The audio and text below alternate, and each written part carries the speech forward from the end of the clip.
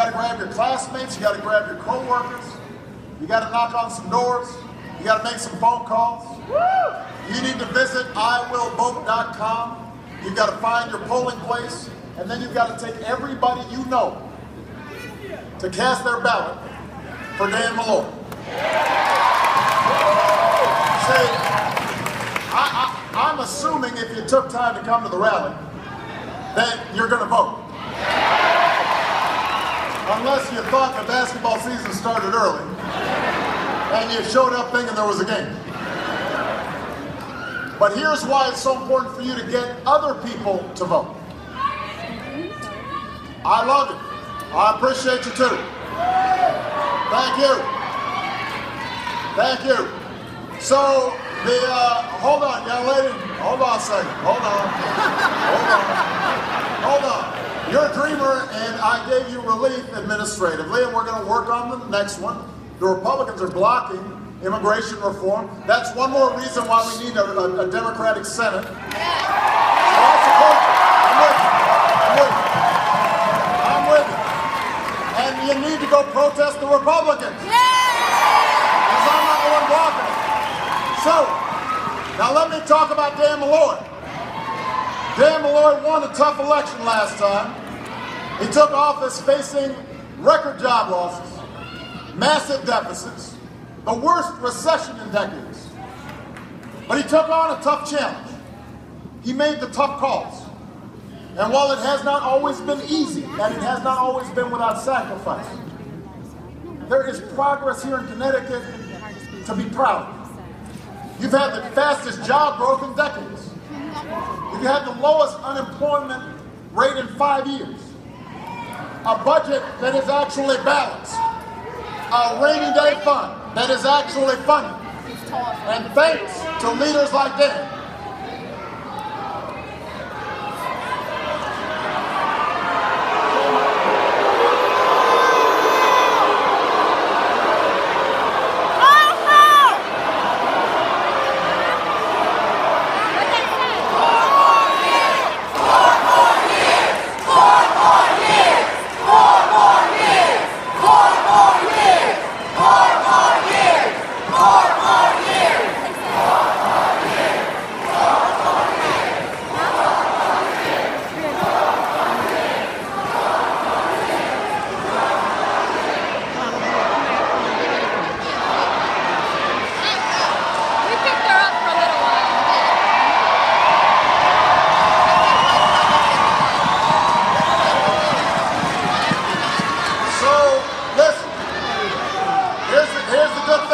democracy is everybody can speak.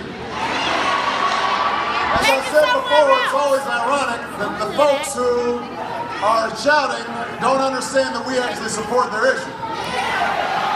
The folks who don't support the issue are the ones who are voting against Dan Malloy. So they need to go to the other rally and focus on them.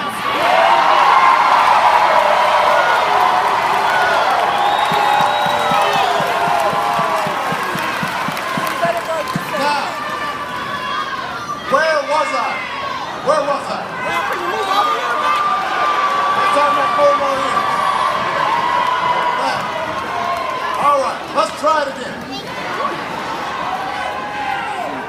You've got leaders like Dan with the kind of commitment to working families that Connecticut needs.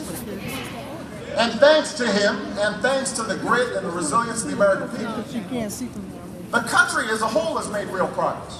You think about when I came into office, we were seeing the worst economic crisis in our lifetimes. Unemployment was about 800,000 per month. We were losing jobs. And over the past 4.5 years, America has created more than 10 million new jobs. We've created more jobs than Japan, Europe, and all the advanced countries combined.